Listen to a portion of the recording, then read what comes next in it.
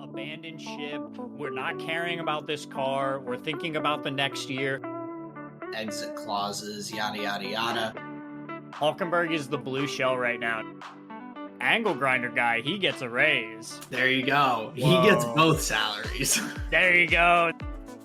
What are they doing with the 5th and 6th seats?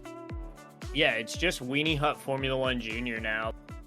They don't fire up the same way that F1 cars do. Thank you very much for joining us, everyone, for another episode of the Tyred Boys podcast. I'm your host, Justin. And I'm Aaron. Welcome back, everyone. We've got the Miami Grand Prix recap episode today.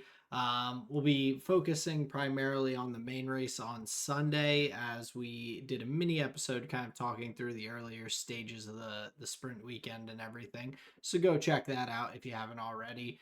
Definitely worth a listen to hear about some of our thoughts on young Kimi Antonelli and some of the other goings on earlier in the weekend. But a lot to get into. Justin, it's good to see you, man. Yeah, good to see you too. After a packed weekend, we had a sprint race there at Miami. Like you were saying, that we covered on Saturday. We had a Formula One Academy race. Obviously, race 2 was canceled on the Sunday as well. But yeah, just a lot of Formula racing action, and I'm excited to get into it. Yeah, so we'll hop right into the quick hitters for this week to get us rolling. But the first one that I had at the top of the list was that there is an F1 Academy Netflix series that's going to be coming out on May 28th on Netflix. So 7-part docu-series that follows the female drivers for last year's 2024 season. So very cool thing for them to be putting out, and hopefully draw more eyes to that series. Because as we'll talk a little bit more about, there's some really good racing that goes on there and some really talented drivers. But to move along into some news about the Miami Grand Prix, the Miami Grand Prix contract was extended out through 2041. So we've got many more years of the Miami Grand Prix ahead of us. So this year, I felt like was a step up from the past couple years in terms of the racing. The changes to the longer DRS zone, I think, made the overtaking opportunities just a little bit more available throughout. So it created some pretty exciting on track fights there throughout the race. So I'm definitely bummed to see some of the other circuits that we know and love either go on rotating schedules or not having contracts at the moment. But from this year's Miami Grand Prix, at least, I was a little bit more impressed, I think, with the action than in some of the past years. Yeah, I think specifically about the circuit turns 14 and 15, it seems like they like extended that section a little bit, like made it a little wider, and then also like smoothed it out so it's not so like abrupt of a like little chicane of a just a section of turns where I think like the first 2 years it was or yeah, I guess just like the first year, it was a really intense little section there, but now it's kind of been smoothed out in that sector 2. So I thought that was very nice and made for what seemed to be like cleaner, smoother racing through there, and then therein just a better viewing experience. So yeah, small changes made to the circuit, but creating like large quality of life, I would argue. Yeah, I think and some of the other things, some of the sausage curbs and different tweaks that just make it a little bit more difficult in some areas where it forces drivers to take um different racing lines and everything, not be able to just speed on through the chicanes. I think was another good change, was increasing those sizes. But looking into the weekend, we had a number of specialty liveries as well, and different changes from teams. We had the big Lego announcement from Formula One, where they had the Lego cars on track that were pretty funny to see them going around with the drivers and everything, but pretty cool as well. And along with that, teams like Racing Bulls doing a pink livery, Ferrari doing a blue and white livery. Kind of an homage to some of their history where they would race in blue and white in the US many years ago. And then Mercedes wearing different racing suits that were had a little bit more color to them, a little bit of pink, a little gray for Miami. So it's always fun when teams are breaking out these kind of specialty liveries and things. So I always like to see what's going on. Um, Another big thing in news was Max missing the Thursday media day and everything because he is now a father officially. So he and his partner Kelly had their baby. So looking into the weekend, it was um, I was kind of wondering like which way is it going to go. There's the Fernando Alonso comments from way back in the day where he's like, "Yeah, I knew he was going to break because he has a wife and kids at home." So I knew that I could make the aggressive pass because I don't have something to worry about, kind of thing. Or in a lot of other sports, it's a common phenomenon for whatever reason that parents after particularly fathers after having their children end up having kind of some sort of superhuman performances, whether it's hitting a home run in baseball or scoring a touchdown football and whatnot. So I was wondering which way Max was going to go on that, and he looked pretty strong throughout the weekend there. Yeah, it didn't seem to really affect him at all. To the degree, like, I found it to be kind of a funny, like, narrative, I guess you would say, like people like asking him questions about it as well. I thought that was pretty funny. I wasn't like 100% where that would come from. But yeah, it didn't really seem phased. The one thing I actually thought was kind of interesting in that regard, maybe it was in the after the sprint race or maybe like after sprint qualifying or whatever. It was Martin Brundle asking him, and like the first thing he said was like a very heartfelt like congratulations to him, and Max just like kept shaking his head, and the first thing he commented on was like racing and like the actual event. So I thought that was interesting. Likely a maybe just an intentional little privacy kind of thing Yeah. from Max, where he's just like, people are free to comment, but he's going to keep it to himself. That's kind of the vibe that I got from there. But yeah, for as much as others were talking about Max being a father, he didn't say very much about it at all. Yeah, and I feel like he's just a generally pretty private guy with his life, so that doesn't shock me too much at all that he's just like wanted the focus to be on the racing for the weekend and everything. So, but still a big moment for him, something exciting. Um, and then next quick hitter, so Max's good friend, FIA President Mohammed Ben Sulayem, I guess was discussing potential changes to the rules that were implemented regarding driver misconduct after receiving some constructive feedback. So potentially becoming a little more lenient, letting those drivers have some personalities, as they should. So definitely something uh, positive to hear that they're maybe going to be reconsidering some of those decisions that they've made. And then the last quick hitter for the day, we've got uh, kind of a proposal that was brought to Formula One and all regarding the regulations for the 2026 season.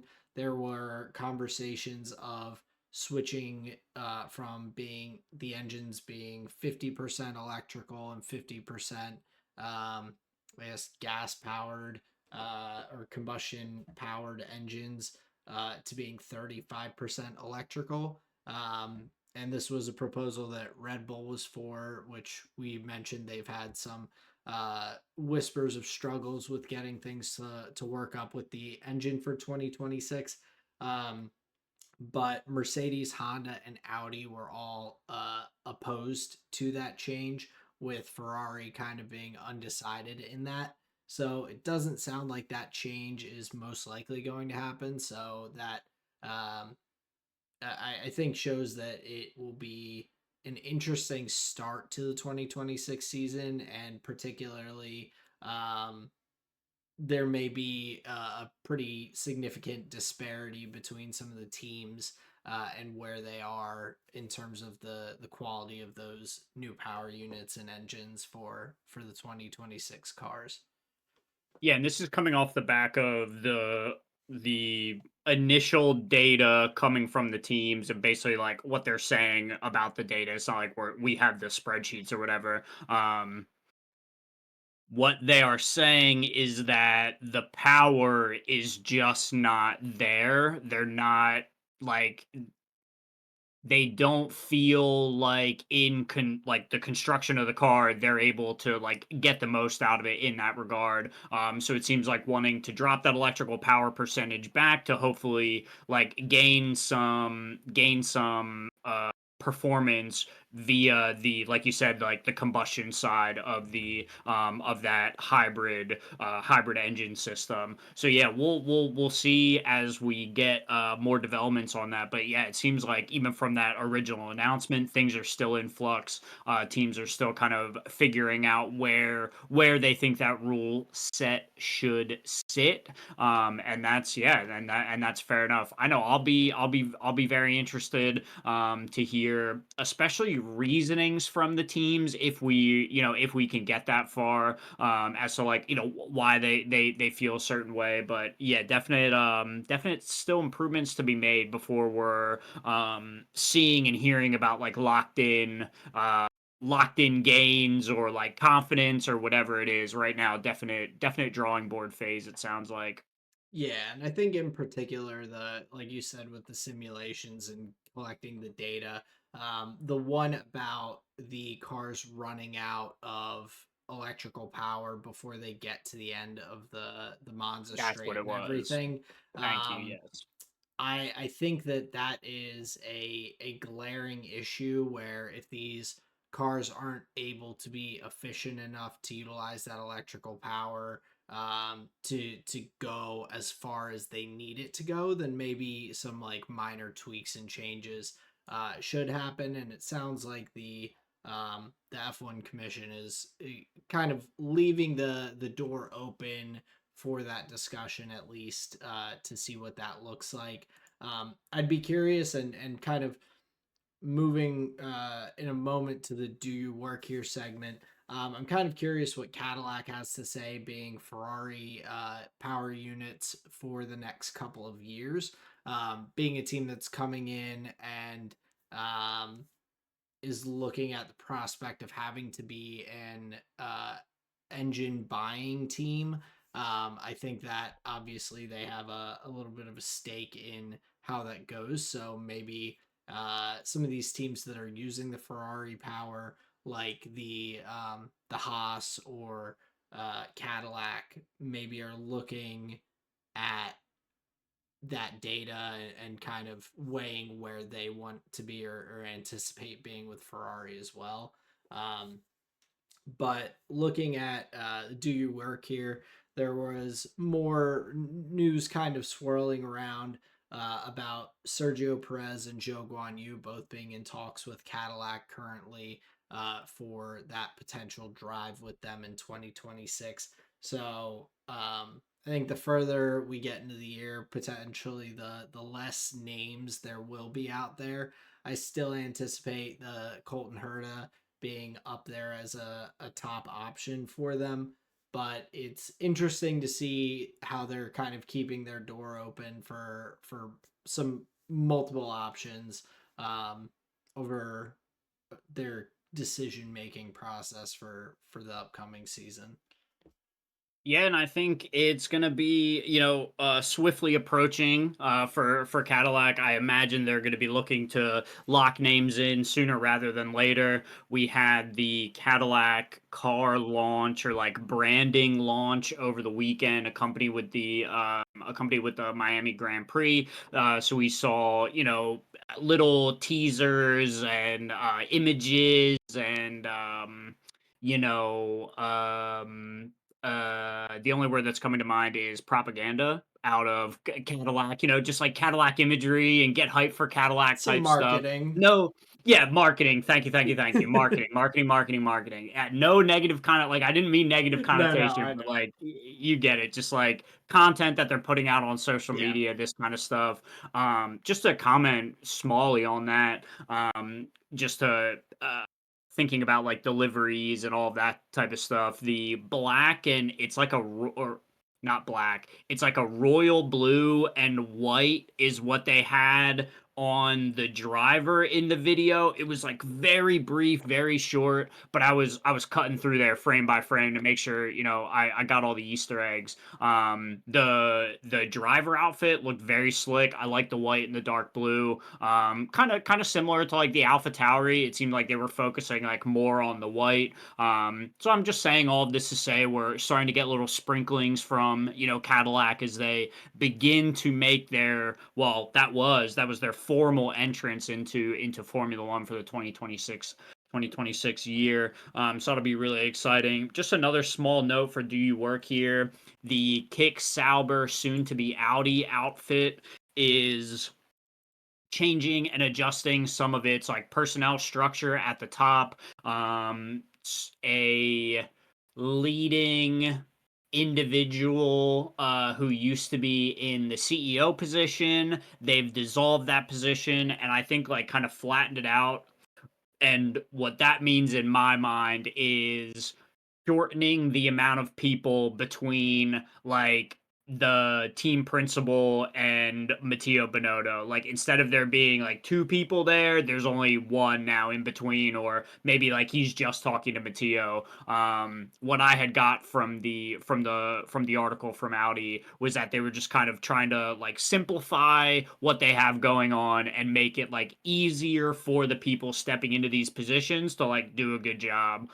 So I thought that was interesting, and this is all in the shift over from the Kick Sauber team, like I said, to the new Audi outfit. Jonathan Wheatley has been there previously of Red Bull.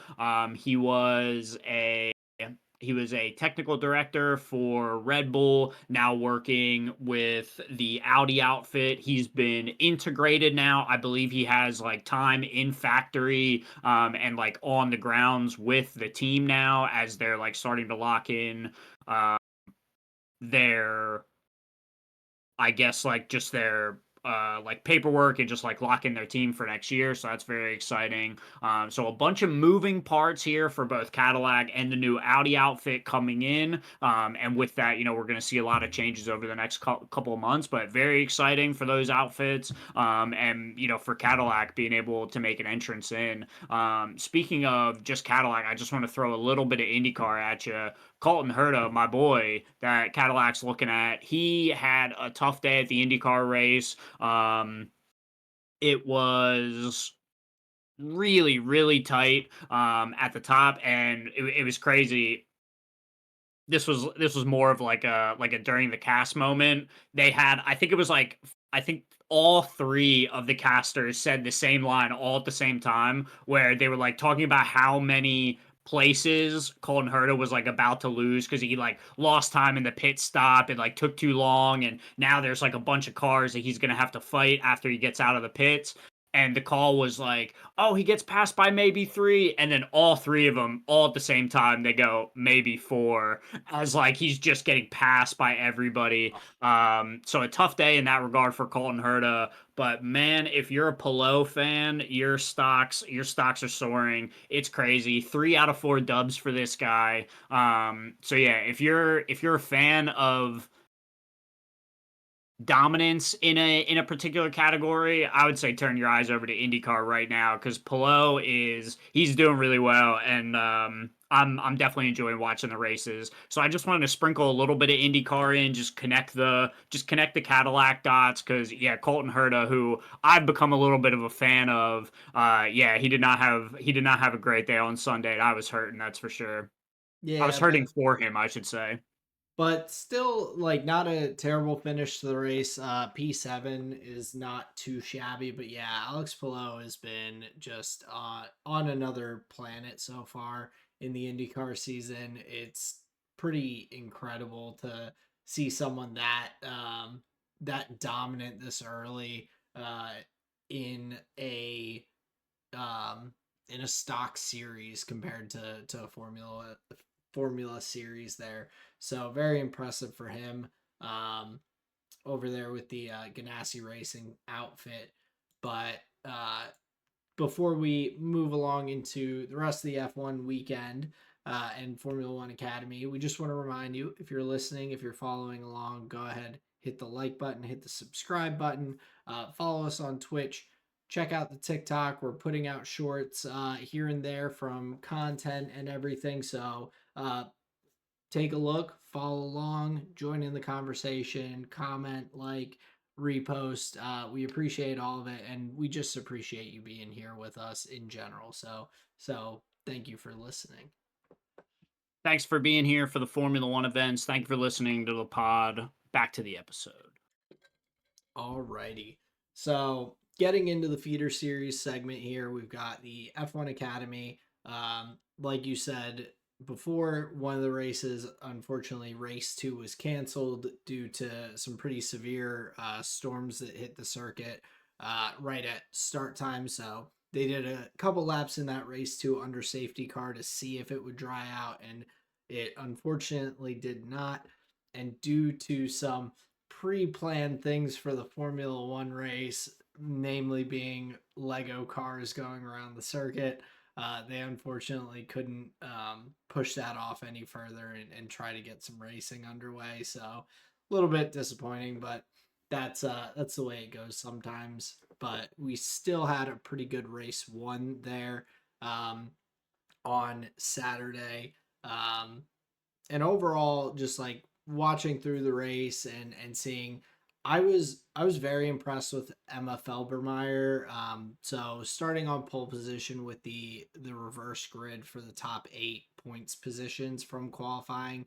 um she ends up not finishing. I think she finished at the back of the field, but for the first 4 or 5 laps she held the lead very well, was making really strong moves, but just unfortunately, um, some of the veteran drivers behind, particularly Dorian Pan, was there to force some mistakes and unfortunately cause Felbermeyer to drop down the field a little bit, forcing a lockup into turn one, I believe it was. So some really good pace from a young driver with Felbermeyer. I think she is one of the younger ones in the series this year. But also similarly, Dorian Pan looking very, very strong and comfortable, and taking advantage of Maya Vogue's poor qualifying to have that opportunity to kind of catch up a little bit in the drivers' standings. Yeah, it's got to be really tough in those reverse grid races to, because like, y- yes, they're factoring it in, but like from the racer's perspective, you're a car out of position, so you're gonna feel like, oh, they're gonna be slower in front of me. You're just gonna want to get those overtakes done. So yeah, I think a tough position there for the Mercedes supported driver there of Dorian Pan. So a great drive from her angle to come through P6 all the way to P1. Had a good fight with Chloe Chambers up at the top as well. And that was just another funny thing from the second race. Like while they were all in the pit lanes, I'm pretty sure it was Chloe Chambers who was like on the radio. She was like, I'm all for a wet race, but like this seems like a lot. And the tone and like how she said it was effectively like, yo, I'm no bitch, but like this seems like a lot. But I don't want to be the one to like say it, right? Yeah. Um, but no matter what, I it was a good idea to red flag that second race. It was coming down. But Well, yeah, and just another event. Chloe, Go she ahead. gets a little bonus there that too, getting the 2 points for the pole position. The only person to get points for the second race. So maybe she's leaning on that a little bit. Like, I can pick up 2 free points on everyone here. Let's No, I don't think she would. It was pretty torrential downpours, but it would be funny to think every advantage you can get, these drivers are going for. For sure. But yeah, just a bit disappointing, I would imagine, for those ladies who were uh did not get to start in the second race from their earned qualifying position. I imagine that's got to feel pretty hurt for some of the drivers that did put in a good qualifying position, or good qualifying performance. But yeah, overall, just a really fun race one. Unfortunately, we didn't get to see race two, but we'll be back very shortly with Formula One Academy to see Penn, Vogue, Chambers all battling it out. Because honestly, I do believe up until like probably around the last three races, like we're still gonna have some tight competition. So yeah, stay tuned because I think it's there's still all to play for. Yeah, and we've got Montreal next up in Canada for the Formula One Academy calendar, so we'll look forward to seeing them go back racing there, and hopefully we'll have a little bit better weather for them. But to move over into the Formula One Miami Grand Prix race and weekend, we have this week's hot seat episode for the Miami Grand Prix. This had to be Man, and tough for you to find content for. There's not been many years. so that's the beautiful thing with me. I've got like the really fun, lighthearted side, where I can just have I could just have a chill, I could just have a laugh. But then there's the other side of me, I really like talking nitty gritty. I want to know about all those smokes that you can throw on the B site. I really want to get into it. And that's why this week is because we don't have a whole lot of history for the Miami Grand Prix. The one thing that we do have is a star-studded grid all of the time, whenever we've been there. So a couple of these questions, we're gonna test maybe your current event knowledge. We're gonna test how well you know some of these individuals in the media. So let's get locked and loaded for this week's hot seat. Question number one, Aaron, which rapper whose first album was Port of Miami from Maybach Music, which rapper is from Miami, Florida? Is it A, T-Pain? Is it B, Rick Ross? Or is it C, Future? I'm gonna go B, Rick Ross.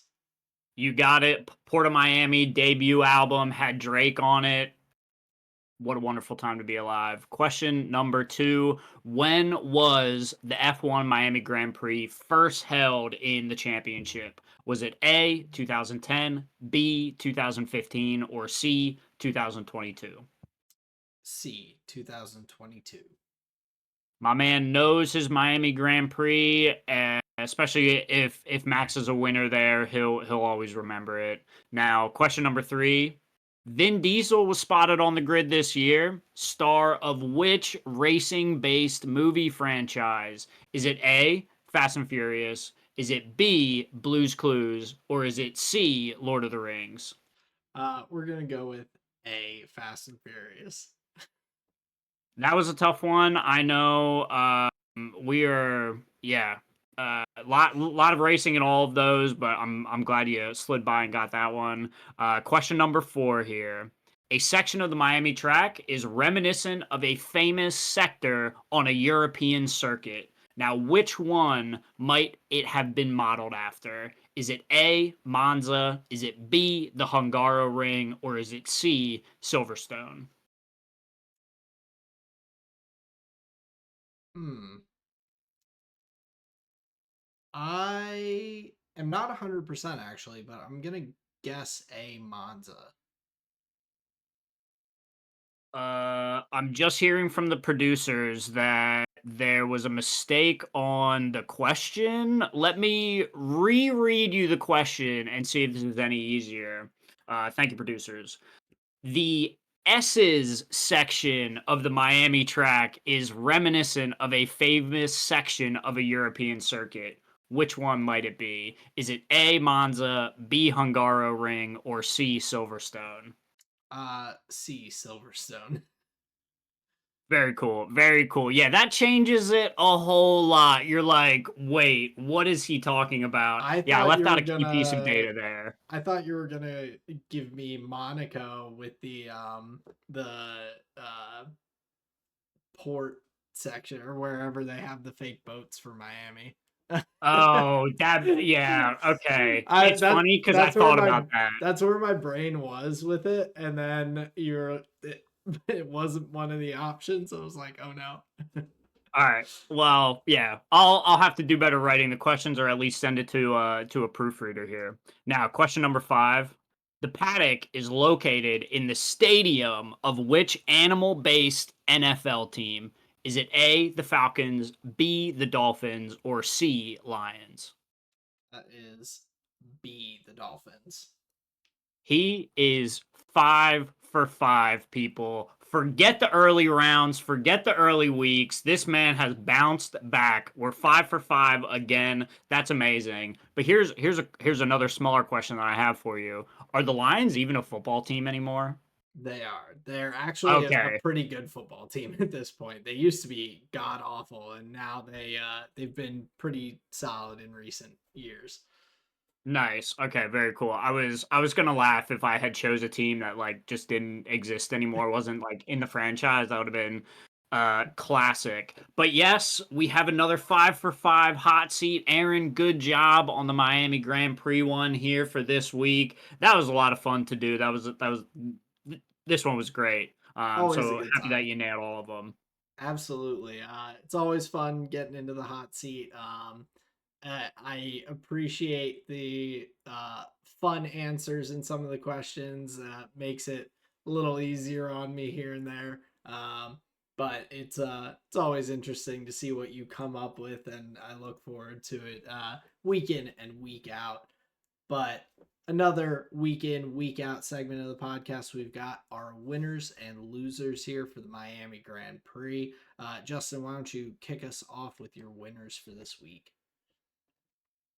So I picked 2 teams here for my winners. I thought it was a pretty constructor favored weekend. So my first winner here for the weekend I have is McLaren.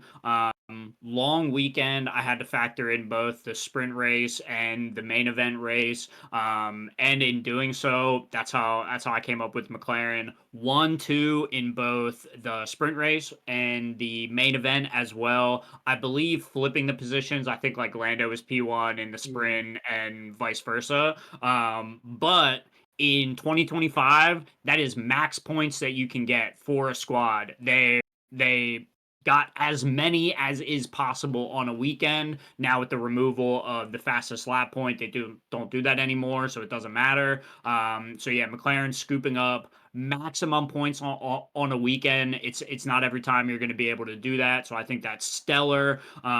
Especially when you have Mercedes trying to slurp up any points that they can. You have Red Bull in a position that's able to like I'll use the term like steal points away from the other top teams, basically, with Max in that in the Red Bull. So I think McLaren able to just secure a whole bunch of points in that regard is really key. And then also they have a good amount of race pace as well, where it was a type of win that looking forward, you're gonna start thinking like, well, who can kind of put the fire to their feet in that regard. They finished, I think he was like 30 seconds clear of 35. George, 35 seconds. So yeah, like that's insane. Now, I don't believe every race is going to have that much of an advantage out front if the McLaren is leading. But it was a type of weekend where you're just like, where do these guys fail, right? So I think easily McLaren can be, a top winner on the weekend, obviously. And that was a pretty easy choice for me. it's a good thing that you watch the race weekend and everything and don't just listen to the McLaren team's comments, because Andrea Stella would like everyone to believe that that they don't have that much of an advantage. Zach Brown saying that kind of similar thing. Um, Even they even somehow must have paid Danica Patrick to do some damage control for Lando after the race weekend, saying how the car just isn't perfect and it's just not quite there. And so you can't fault Lando for any mistakes he makes because that car's just not quite it, I guess. And yeah, I think no, I think McLaren is they're clearly the best car. They have two drivers performing extremely well. Um, and it's really impressive. So far similar to some of the dominance we saw from Red Bull a couple of years ago with Max, and it is an intimidating prospect to see across the rest of the season.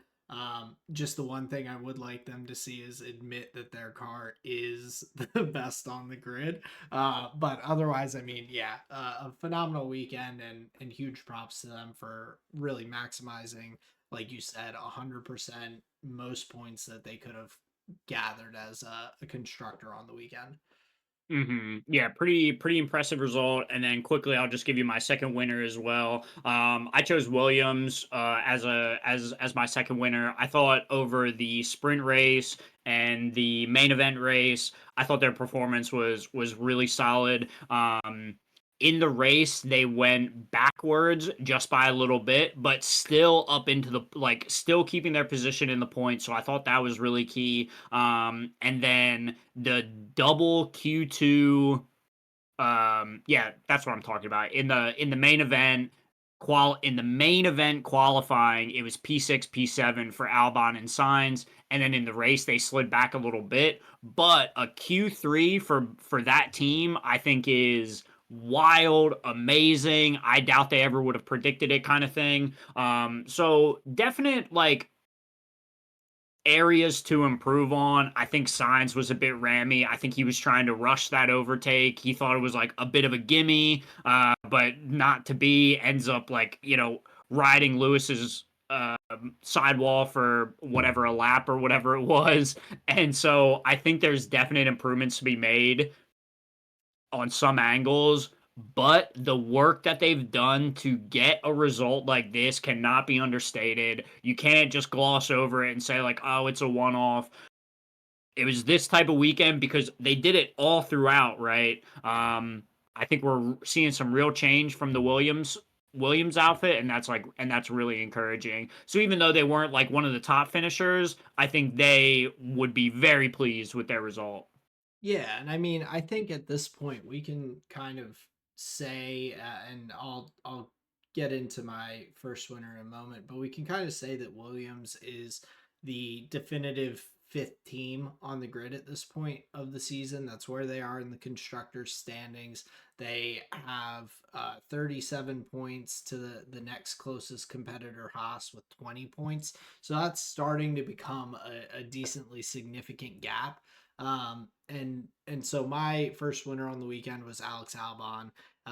He goes from P7 up to P5 in the main race there to pick up solid points. Carlos had a good weekend to pick up points as well, showed some good pace and quality and everything.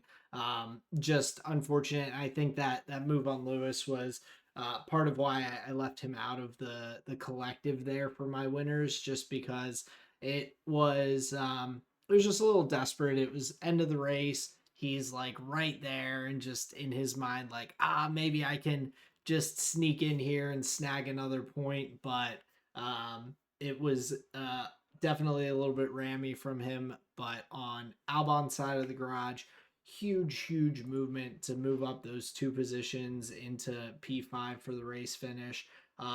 Completely on merit, ahead of both Ferraris, ahead of one of the Mercedes, just looking really strong and having good pace. He wasn't really putting pressure on Max at the end, for P4, but I mean P5 is a huge finish for the Williams squad. So I'm definitely there with you on the winners. My other winner was Mercedes, though, and I think the uh, what makes this kind of a bright spot, even though it could have been probably a little bit better from Antonelli's side, is purely just like the raw pace and talent that we're seeing from Kimi Antonelli. Pole position for the sprint race, P3 in qualifying for the main race, and even though he's having these moments, he's not necessarily getting the better of these superstar veteran drivers that are around him in those starting positions at the moment. He's showing that he has some really good pace, some really good like skill and talent. And Mercedes is, I think, going to just see him grow into a really solid driver. And on the other side of the garage, you have George, who truly has been one of the most consistent drivers so far this season. He has been able to just continue to have solid performances week after week. Um, he's looking really strong. He picks up another podium here, gets fortunate with virtual safety car to get the cheap pit stop and everything to get ahead of Max. But I mean, he is not finished outside of the top five yet this season. He, in the feature races at least, he has four podiums in six races. He's really just he's putting himself in that position to always be that next guy. He's not competing for wins quite yet this year. Maybe Mercedes will bring some upgrades and put him in that position. But right now, he's maximizing every single weekend, and I'm very impressed with the Mercedes team this week. Yeah, and to that point, you're not saying right. You believe that he's getting the max out of what the Mercedes is capable of, and if the Mercedes could win a race, you believe that he'd be up there winning that race if the car had pace. Yeah, if he has the Sure. opportunity, he's putting himself in the right position every time. Obviously, it gets a little different when you have to do the wheel to wheel racing. He often is in kind of a no man's land a little bit once you get into the middle of the race so far this year, where he's just in the best spot he can be, but no one that close in front, no one that close behind. But he's scooping up as many points as possible. And yeah, when Mercedes is able to challenge for race wins, I'm sure be there to take that challenge. Um, so yeah, that's why they're my second winner of the week. Yeah, I would big time agree with you on that one. This was a point I didn't make on our Saturday episode, but the support from the Mercedes camp of Antonelli, it was strong before the signing, and I think it's only growing with the stellar performances that he's putting in. You heard after Max comes out of the pit lane into him, and and then Kimmy's kind of upset in the cockpit. Toto comes on the radio and says, Kimmy, mini race, not important at all. So just like really concise, but it's the type of messaging that you can understand would be very buoying in that scenario where like your team holds you not at fault, they're behind you, they don't even care about that race, to be fair, like to a certain Mhm. degree. So I think Kimmy not only has like the talent, but he also has the support of the garage, of the team, and that's great to see as well. So yeah, that's a good shout there for Mercedes. Now, I'm just going to lead into the losers conversation here. Fred Vasseur, in an interview after the race, they were talking about the Leclerc and Lewis and swapping them back and swapping them again.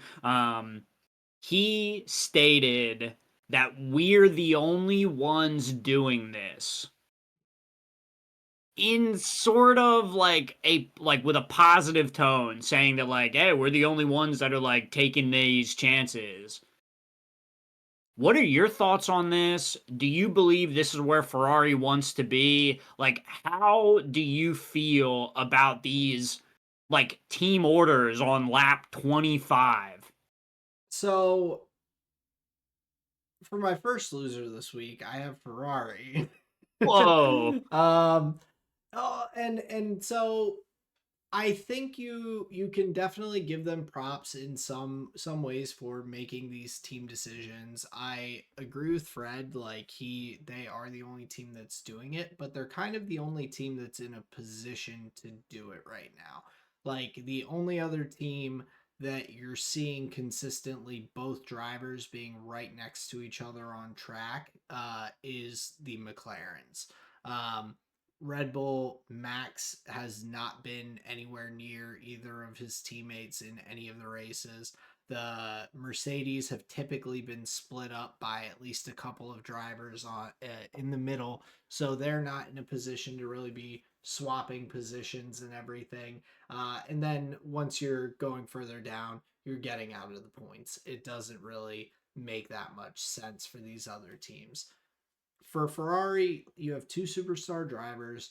You are trying to, and right now you're trying to push the team forward. You're trying to make sure you stay in fourth position at least and try and get up there to compete for P3 in the constructors, maybe a sneaky P2 if you can really bring some good upgrades here throughout the season. But yeah, like yes, you're the only team doing it, but also you're doing it inefficiently, and so that's where my fault kind of lies with this and with Fred and the team decision making.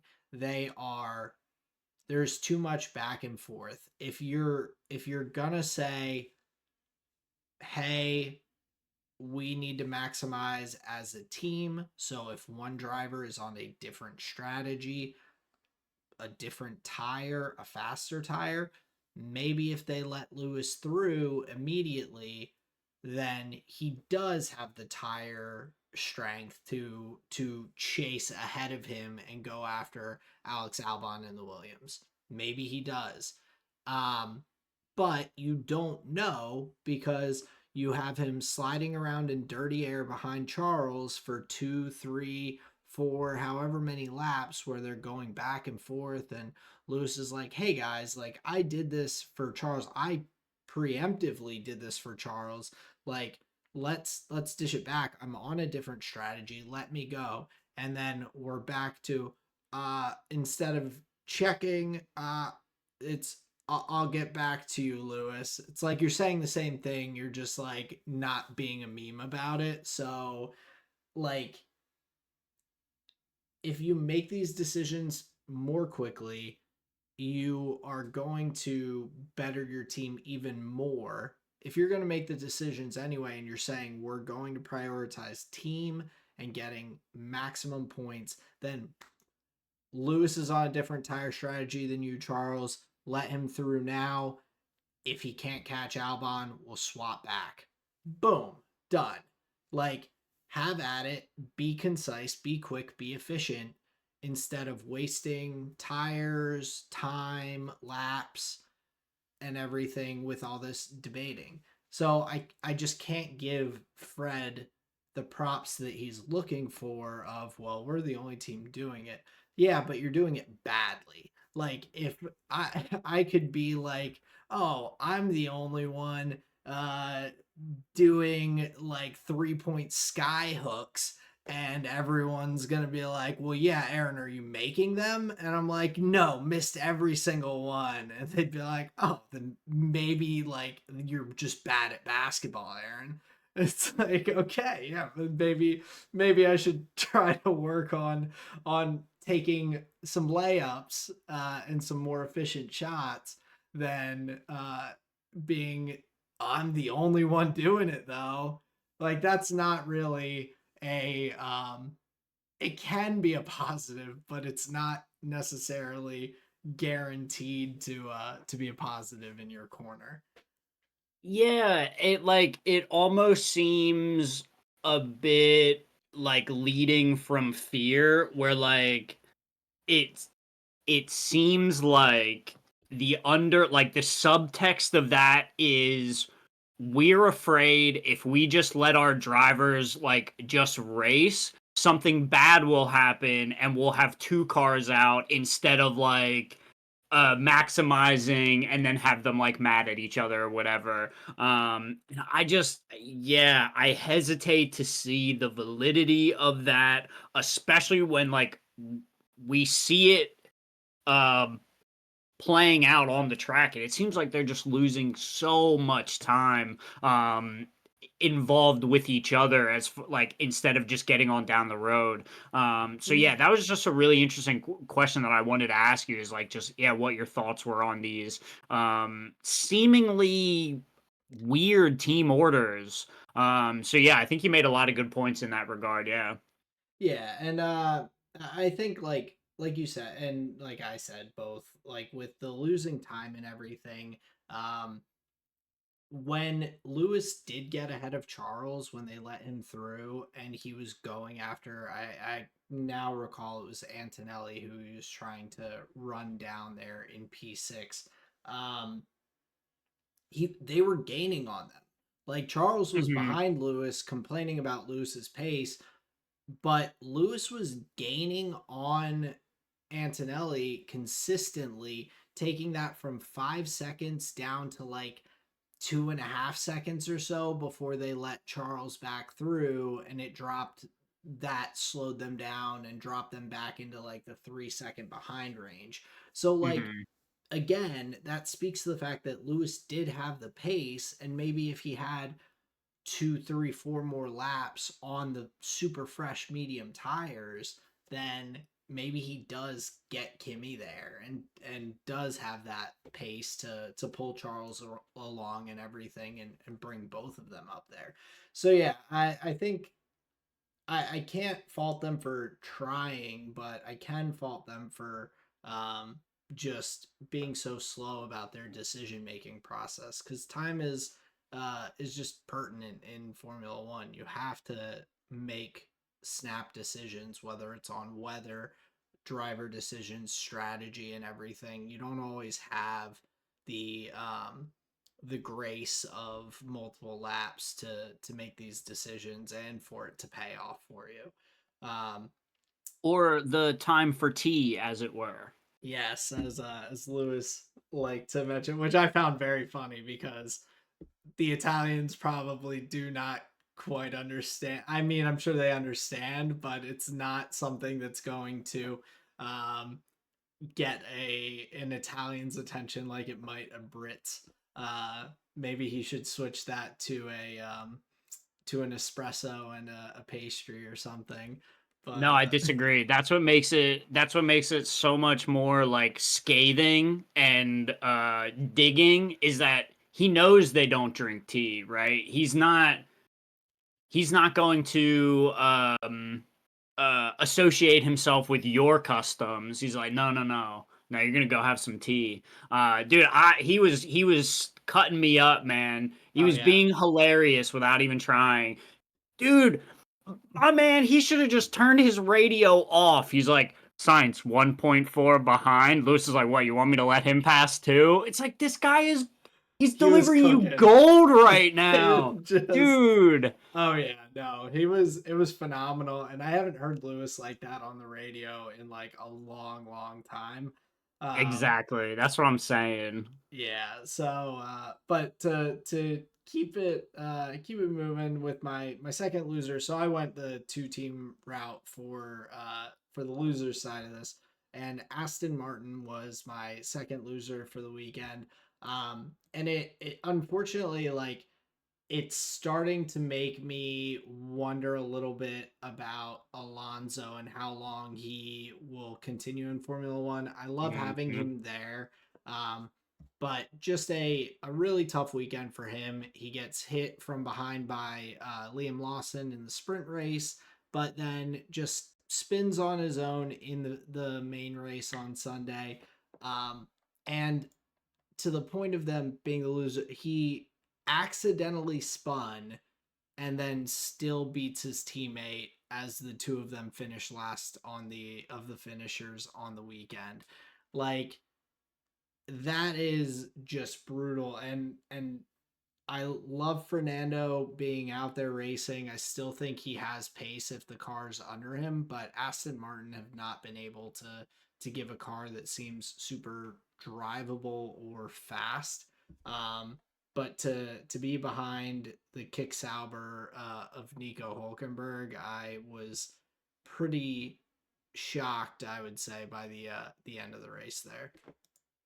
Yeah, and I imagine they were too. That's a good point to even have a even do a 360 no scope and still be able to beat your teammate Lance strolling around. So that's pretty funny. Man, oh my God, yeah, I have similar feelings when I think about the Aston Martin team. I want Alonso to be doing better just because of the career that he's had. But now now I'm just kind of with you where it's like, maybe his time is up here and the team will be looking for greener pastures or just a total change of scenery because yeah it's not good. No points earned on the weekend and Alonso not looking like the two-time world champion that he is. No, and I think that talks to the car a lot as well. That it Of just course. really they haven't given him a car. But then of course the conversations of if Max, like if Alonso leaves and a seat's open potentially for Max to go to Aston Martin if things aren't working out with Red Bull, like is that worth it? I don't know. I'm even with Adrian Newey for the future. Um, I'm not 100% sold on it. Um, but how about you for your losers this week? I cannot add anything to the Ferrari conversation. They were one of my losers. I really wanted to get your thoughts on the team orders because I thought that was intriguing to say the least. And then my second loser was a conglomerate, a grouping, a pod, if you will. The rookie class of drivers during the Sunday race that did not get to finish mostly not even their fault. A bunch of mechanical issues, specifically for Bortoletto and Behrman. They just had engine trouble, so took them out of the race. So I think in a Formula One economy that is so tough to get people talking about you and excited about you and like wanting you there for more races. I mean, Jack Doohan 4 races in is already like, where's Colapinto? Can we get him in here? Is that seat still warm for him? So like we are just so on to the next thing that it must be extra gutting for these new rookie drivers or half season drivers, whatever you want to say, through no fault of their own. They're just not getting opportunities. Sometimes through fault of their own, but like you just have such limited opportunities to show what you've got. And race days ending because of mechanical failure, it's just going to take that time away from you.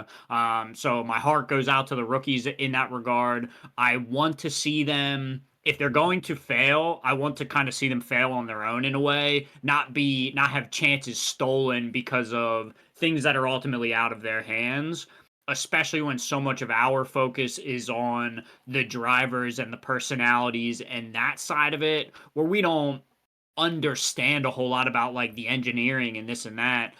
You do just want these young individuals to get a fair shake, basically. And some Sundays like this feel not so fair. Obviously, the world isn't fair, but you get it. Yeah, and it's really tough. One of the kind of things that I wanted to mention about this weekend is now we're seeing and Doohan is a great example. Like you said, we've talked about Colapinto being in the wings, ready to come in potentially and take that drive away. But Jack in a weekend where he had some pace in qualifying, he was the lead Alpine for the main race here of the weekend. and just unfortunately gets hit by Liam Lawson. That opportunity could cost him, or be a component of costing him his drive in Formula One, is not getting the opportunity to drive. And on the other side, Liam Lawson just has had so many incidents now at this point across the season. He hit Fernando Alonso in the sprint race. He turns in on, and it was no fault given to Lawson turning into Jack Doohan at turn one. But to some extent, I I leaned more towards Lawson being at fault. Jack Doohan's on the farthest inside as he can go through that turn one. Liam Lawson even said that he saw an opening in the middle. And so if you're going in the middle, you have to know that there's someone on your inside and your outside. He was acting as though there was no one on the inside of him going into that corner. And it is a racing incident. Sometimes it happens when that many cars are going into a turn. But I'm starting to wonder about both of them, and maintaining their positions here. I don't think Lawson um, will be subbed out partway through the season at this point, but I think that he may potentially not get re-signed for next year if this kind of trajectory continues.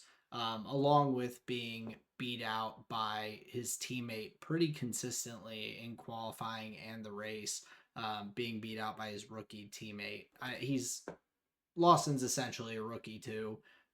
Only has a few more races experience, but um, but yeah, I mean, if you're getting out qualified, you're causing damage to your car and others. Those are typically the things that lose people their seats. Hmm. Yeah, really, really tough scenario for both Jack Doohan and Liam Lawson in that regard.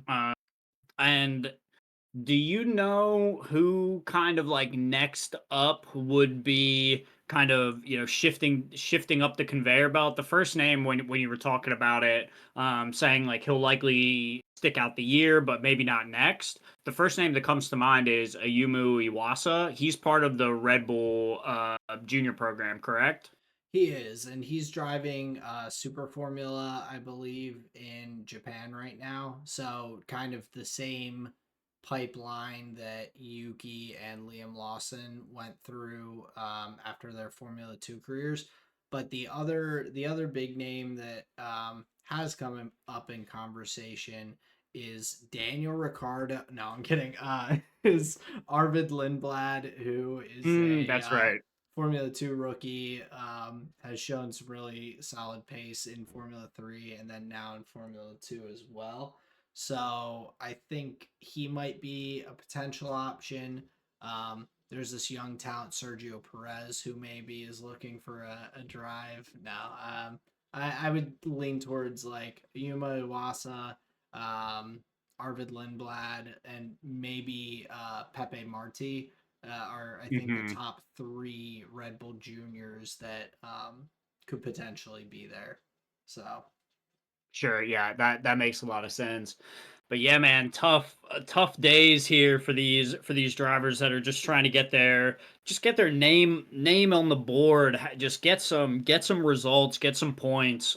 So yeah, really tough in that regard. And I do feel for them because their clock is ticking, that's for sure.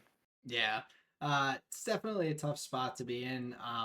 The other kind of main conversation that I wanted to dive a little bit more into with you was getting your thoughts on the Max versus Oscar and Max versus Lando, because Lando, of course, in the post race conferences and everything, was talking about how with Max, it's either you let him stay ahead or there's going to be contact kind of thing, and putting all this blame on Max in regard to the wheel to wheel racing and everything, where his counterpart there, Oscar Piastri. I think the difference that I'm seeing, and I've seen some people say, oh, Max races Lando differently than he races other people.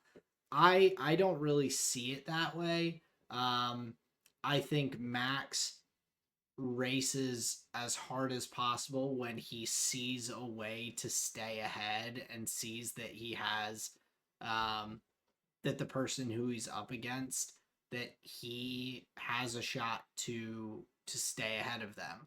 I think with Lewis it was pretty similar. There were plenty of times where they were close and Max was like, I'm not gonna give way because I think that I can stay ahead.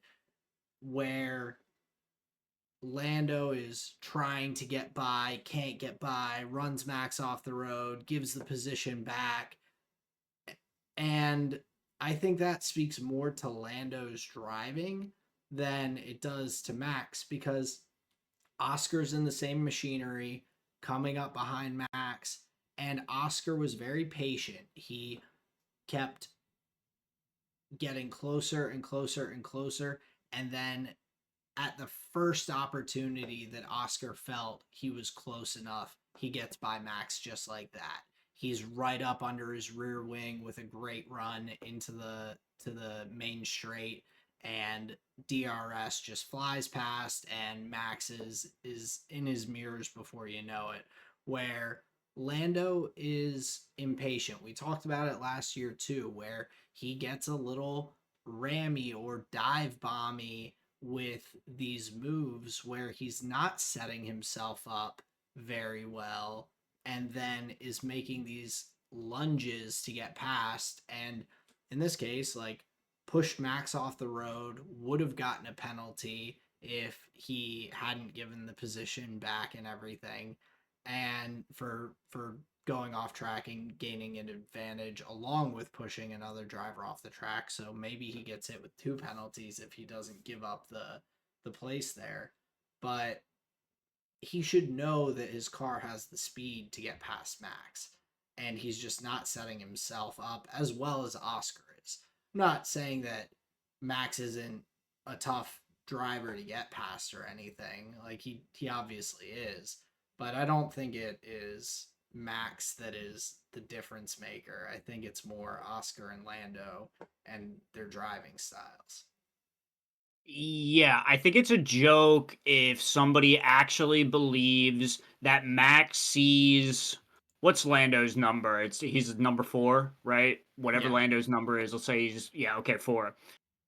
It'd be a total joke for anybody to think that Max sees a number 4 on an orange car and is like, all right, here we go. That boy's into the wall now. There's no way that happens. And let's look at it from the other side.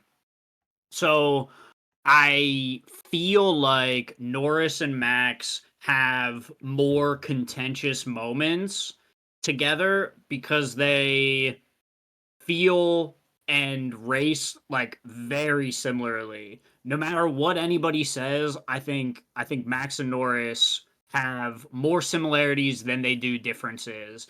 I feel like both of them are way comfortable. They don't care having to battle it out on the radio. They don't care to have to let it go to the stewards. So I think what happens in those moments is very similar to Max v. Lewis, first lap, Silverstone. They both did not give each other room, and Max went off and hit the wall, and then it was, oh, Lewis wasn't mindful and yada yada.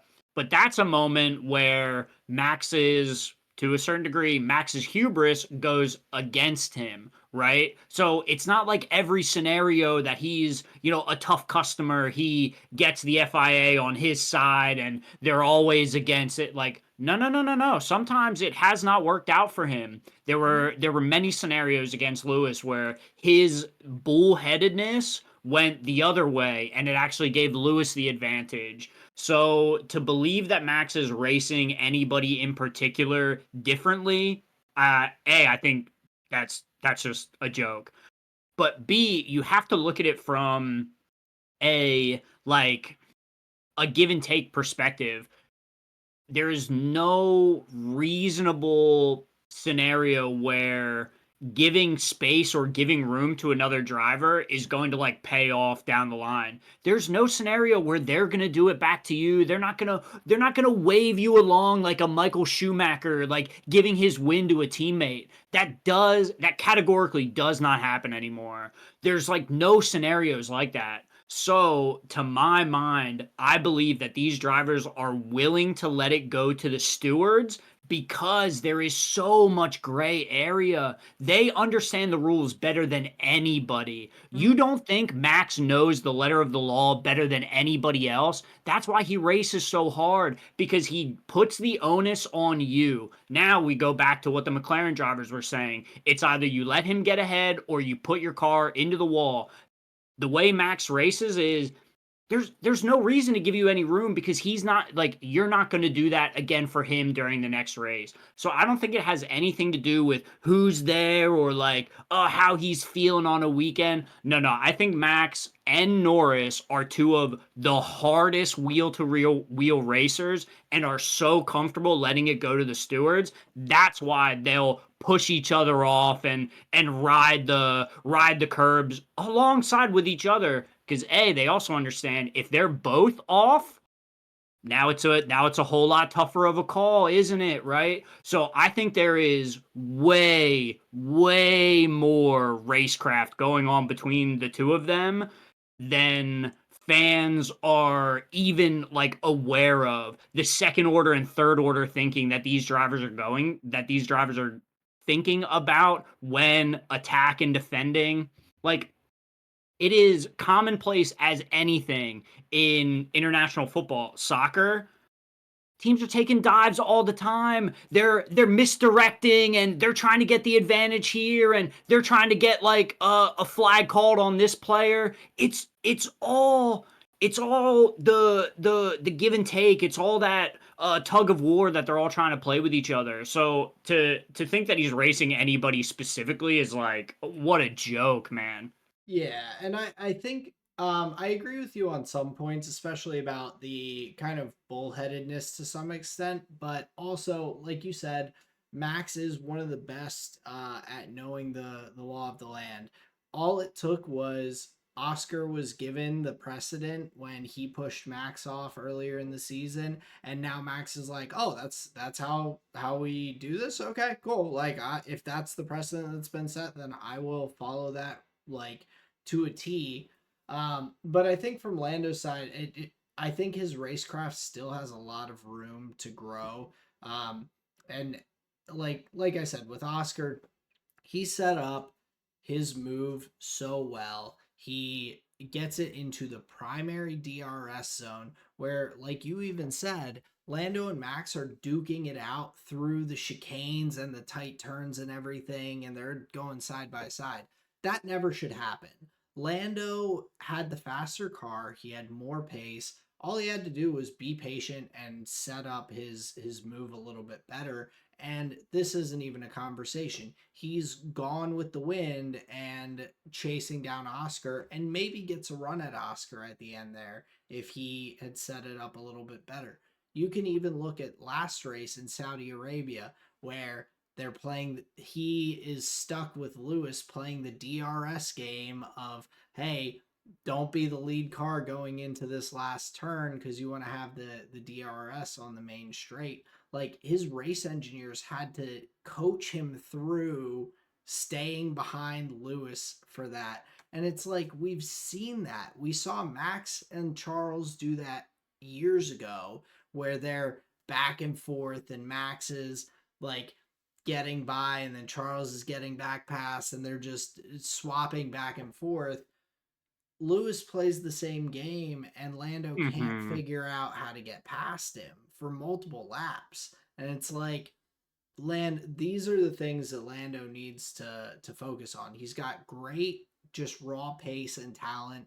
He has a good head on his shoulders and he's got a quick car under him. He's a good driver. Like, I no knock to him, but I feel like right now and which is why the drivers championship is the way it is Oscar, I feel like, is driving just much smarter than Lando is at this point in the season, and just um taking the most advantage out with just a calm, clear head. I think that um that even keeled nature that Oscar has really gives him a leg up when it comes to being in some of these tight fights here.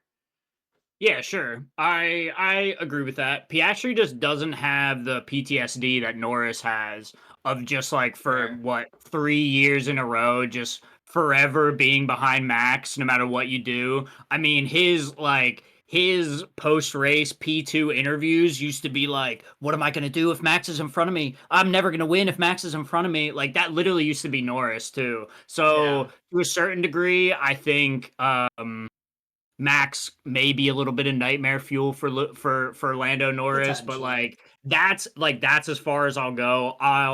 I concede the point that Lando is not as good as Max. I agree. There's like still like a big gap there. True I think though. his Yeah. overtakes, I think his overtakes are one of like the key things he has to improve on in that regard.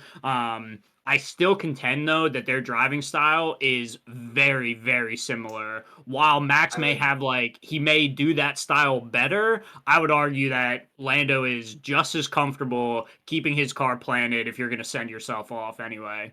Yeah, I think that's not an unreasonable thing to say, but yeah, to kind of start wrapping up, were there Sure. any final notes that you had here for the feature race on the weekend? The only thing that I feel would be worth talking about, that I'm not so congratulatory of usually. I'll give a shout out to Kick Sauber. We had one car into main qualifying. The Kick Kick Sauber had one car into the second round of main event qualifying, which is rather uncommon for them. Hulkenberg also was very close. Pretty sure he was P16, so he was right on that cutoff. I'm pretty sure it was Yuki Tsunoda's second hot lap that knocked him down. Mm. So just fractions there for Hulkenberg, where Kick Sauber almost had two cars going into that second qualifying round. Obviously, nothing to write home about for most teams. But when there are certain outfits that are, trying to make baby steps and some small improvements, I think a nice Q2 berth from both of the Kick Saubers would have been very welcome. However, I think for Bortoletto getting up into there, that's got to be buoying for him. Another one who drove a solid race right up until mechanical failure. So just a nice little thumbs up for Kick Sauber. I was like, you guys are doing all right. Yeah, absolutely. Moving up a little bit in the world. I think that that was good progress, and I was happy similarly to see Bortoletto have a solid qualifying and a good drive up until that DNF. Of course, again, completely out of his control, um, but yeah, it's been a tough season for the Kick Sauber guys, other than the early points that Nico was able to scoop up. So I'm hoping that Bortoletto can still find his way into the points before the end of the season, pick up some of his own.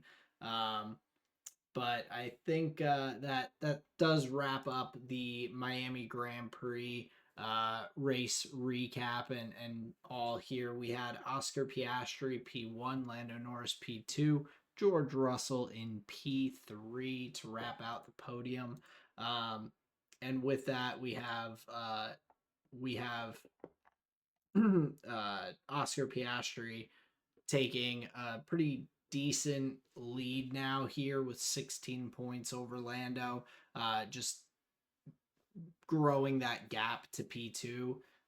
Max in P3 at 99 points. He's now 40 or 32 points back from Oscar in the championship fight. And sneaky George Russell there in P4 is just six points back off Max. So Damn. it's Okay, so he's tight there. yeah, so still pretty tight with the top four there. So a lot to look forward to across the season. But fun, and like we were saying at the top of the episode, the Miami Grand Prix was a lot more exciting this year with the passing and the different battles we saw. I think those changes that they made really panned out well for viewership. Yeah, I would agree. I was dying at the amount of police officers that were on, I think it was the bridge above turn 8 before one of the straights. There's like a line of police cars, and Mm. I'm guessing like technically it's for like traffic maneuvering about, but they literally just had the best seat in the house for the whole race. To see them like coming under them, they're right there. I was like, damn, dude, these police officers have it made. I was like, what precinct do they work for?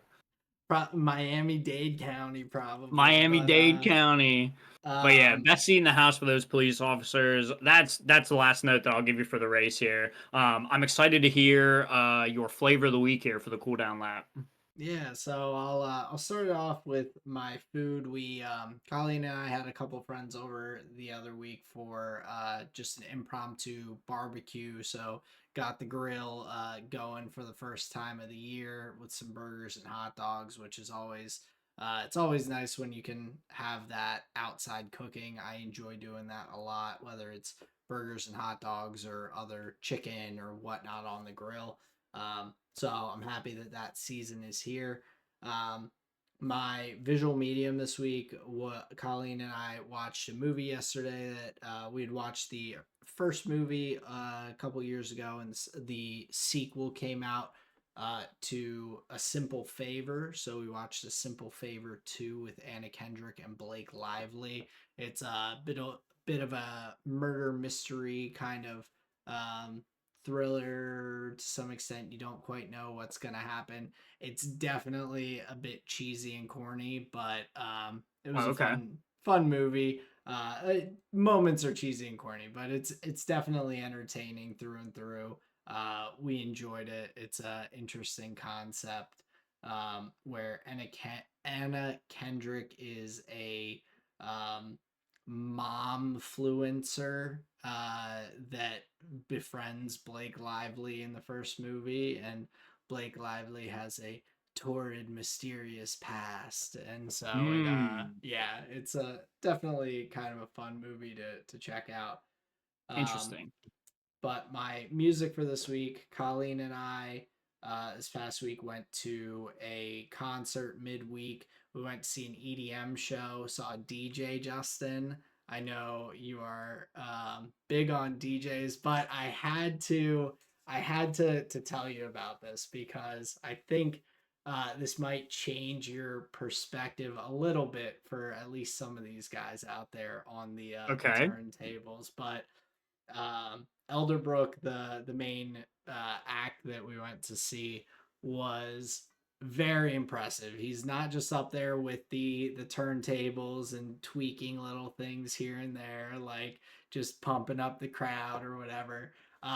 This man had two sets of drum pads, one on either side of his turntable setups, where he's like drumming, and he's got the one side is like an actual like the electric drum kit where he's got crash cymbals and drum pads and everything. The other side is all these drum pads that have different tones or different sounds that he's got panned up. So he's actually like doing it live. He also was singing, so all of his music is uh like it's his own like songs and every it's not just mixing up other artists like songs and Oh, doing neat. remixes. So he's doing all of his like main vocals and everything throughout the set as well. There's still like some of the background recording stuff that he's done, but he's like actually singing, and you can hear the variation between like the studio Spotify version of the song and like the live version.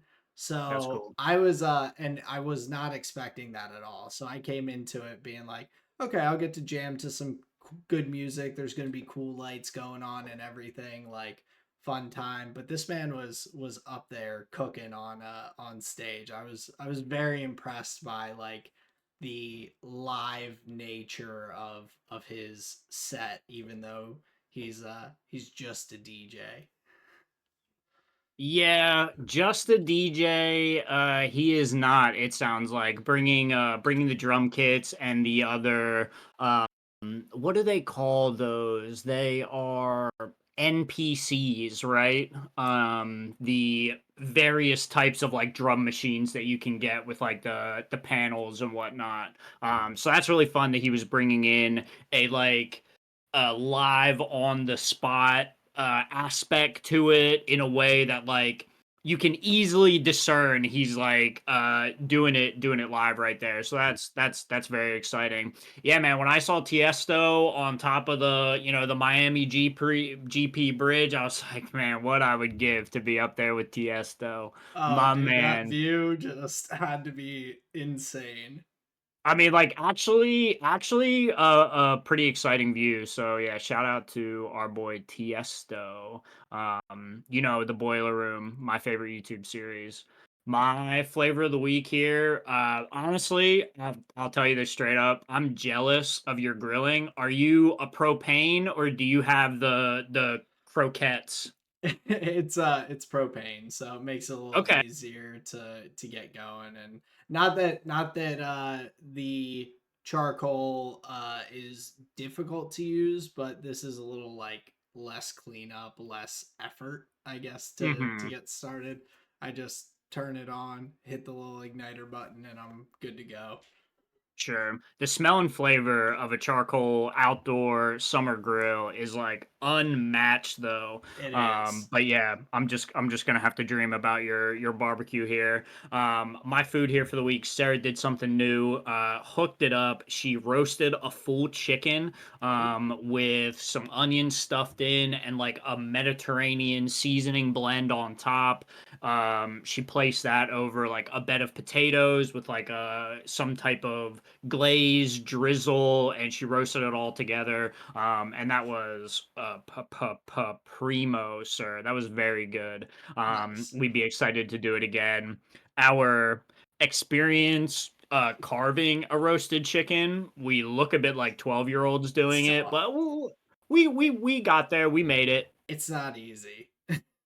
It's not easy, especially like with all the bones and the cartilage and Hmm. all that.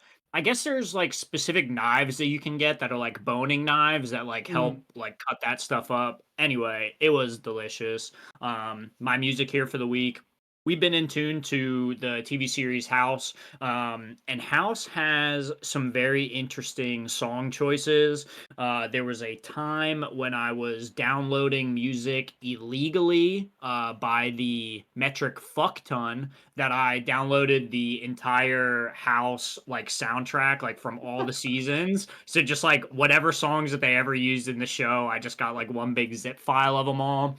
Um, Mostly they're like melancholy, just like soft rock type stuff. But there's one artist that they have a few of his songs throughout episodes. So I guess like a maybe a friend of the show or like a show favorite. A band called Gomez. There's a great song called Get Miles that they have, and that one's wonderful.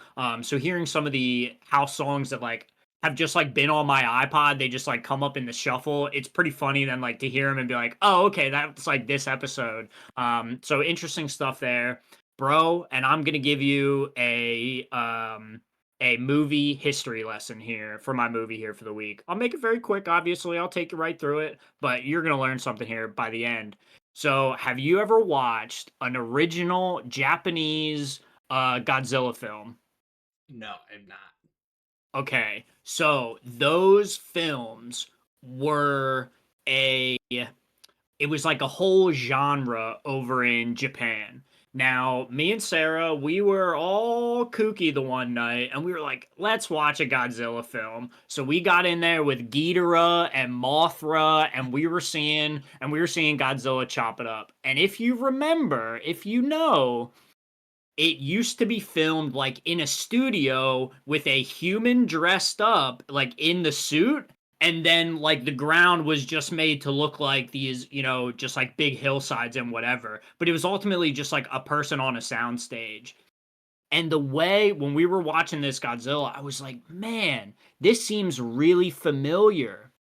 The same studio that was making those Godzilla films then produced later an American version of a Japanese show, which was then Power Rangers. So, Oh. what was the guy's name? Haben Saban, I believe his name was. He got the IP across the pond to America, and the same like ethos of filmmaking that they used for the Godzilla films, they used that in producing the Power Rangers episodes with like the, Ooh, very animated, like dancing around and all of that. All of that came from original Japanese Godzilla films. I wish I could remember the name of the genre that they called it, but I can't think of it right now. that's So awesome. through this little learning, it's just been percolating in my brain. I'm having dreams of Mothra and Ghidorah, right? And then on our TV, on our smart TV, it recommended the 2017 blockbuster Power Rangers, like the reboot, like the big Hollywood reboot of it. So I was out there watching 2017 Power Rangers and loving every single second of it. It was awesome. I feel like they probably should have picked somebody different for Rita Repulsa, but overall, man, I was like, man, this is great. This was great. So if That's you haven't seen it, hilarious. it's a nice trip down memory lane. 2017 Power Rangers, and now you know something about Japanese film too. Yeah, well, I from the images that I've seen of Japanese Godzilla movies and Power Rangers, yeah, I can imagine where that connection is now, but I don't think it would have clicked to me until you said it there. So that's pretty funny. I may have to check some of those out. Um, Purely for research, just purely for research, Oh, obviously. of course, of course. But of course, with the cooldown lap, that wraps out this episode for the week. We had the Miami Grand Prix recap. We really appreciate everyone taking the time to listen with us, spend with us. Um, and we're looking forward to the next race that we have coming up, which I believe, let me just confirm, is yes, it's the Italian Grand Prix, the Emilia Romagna Grand Prix. So looking forward to that in a couple of weeks' time. Yeah, a little bit of time off in between this and next episode, but we'll be back live with more Formula One coverage here for your ears. So stay tuned for the Tired Boys podcast and peace out. See ya.